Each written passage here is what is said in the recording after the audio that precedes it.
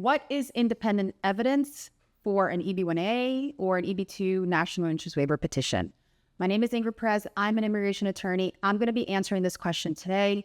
It's a question from a viewer, and I'm very excited to get into it. Let's go.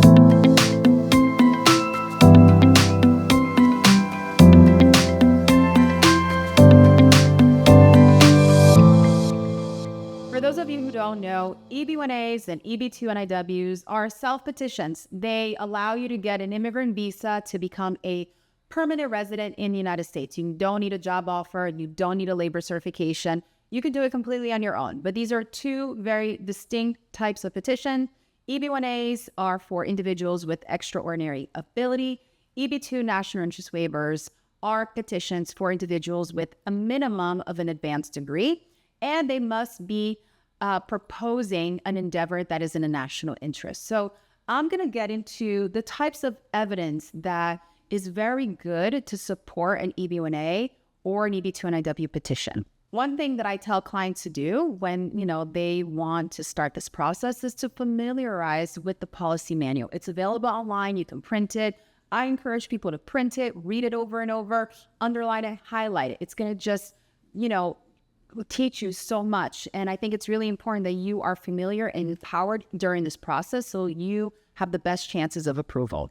Now, in the context of an EB-1A, right, depending on the criteria that you're going to go for, let's say, for example, awards. You want to have independent evidence of the award. So that means the award certificate, or maybe a letter from the committee that gave you the award. You also want to provide perhaps the criteria through the association or the organization's bylaws that, is giving you this award. That is what independent evidence is.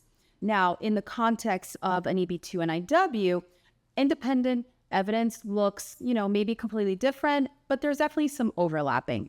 I think the most important part here is to understand what immigration is looking for, because when we're talking about independent evidence, we're talking about it compared to perhaps evidence that was created for the purposes of your petition. And I'm talking about letters, right? I'm talking about testimonial letters, expert opinion letters. These are created specifically for the petition, and your independent evidence is going to corroborate. In other words, support these testimonial letters that you are going to be providing, which will add context and help tell your story. Now, in the context of an EB-2 National Interest Waiver petition, if you look at the policy manual, right, the policy manual has, and I highlighted and, took notes here, but the policy manual gives you a whole list of evidence that you can provide in your case to support your petition. This is a non-exhaustive list, and it includes, but is not limited to, you do not have to submit every single thing that they're listing here. You have to submit the things that make sense for your case, right?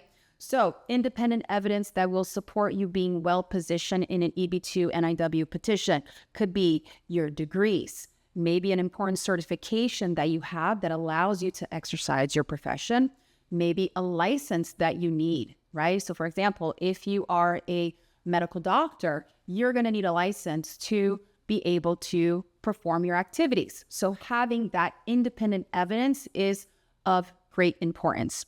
If you have invented something, you want to have your patents or maybe your trademark, your copyright developed by you, right? Or if it was part of a team effort, you want to make sure that your name is on it and perhaps have a letter that can then explain your role in this project, explain your participation in this invention.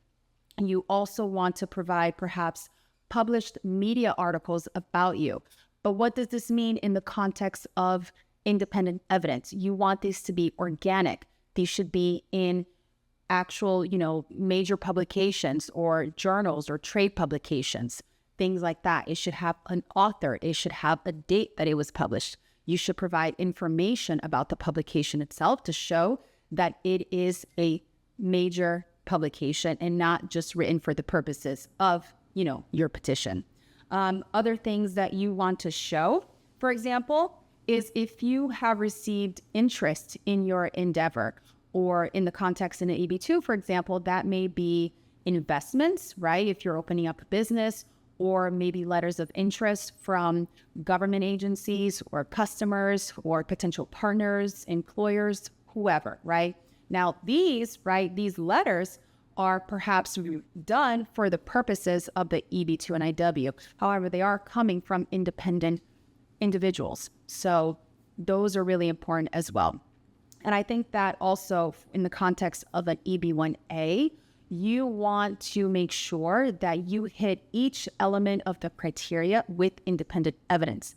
So for example, right, if you are talking about the membership, or you're going for the membership criteria, right, you want independent evidence of your actual membership in the organization. So maybe that is a membership certificate, a membership confirmation of sorts, right? Your membership profile in the organization's website.